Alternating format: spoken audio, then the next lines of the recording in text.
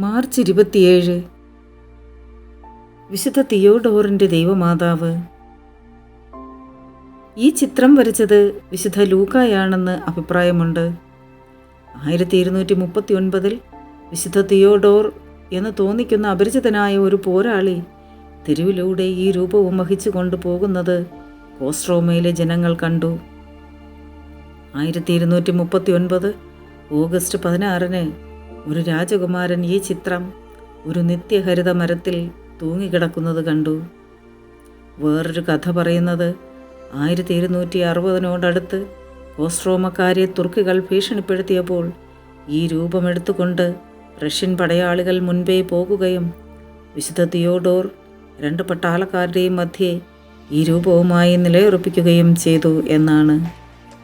ഈ രൂപം കോസ്ട്രോമ കത്തീഡ്രലിൽ പ്രതിഷ്ഠിക്കപ്പെട്ടിരിക്കുന്നു. അമ്മേ മാതാവേ, അമ്മയിൽ വിശ്വസിച്ച് സന്തോഷത്തിലും സമാധാനത്തിലും ജീവിക്കുവാൻ വേണ്ട കൃപാവരം ഞങ്ങൾക്കെല്ലാവർക്കും തന്നരുളണമേ എന്ന് അങ്ങയോട് ഞങ്ങൾ പ്രാർത്ഥിക്കുന്നു. Ave Maria.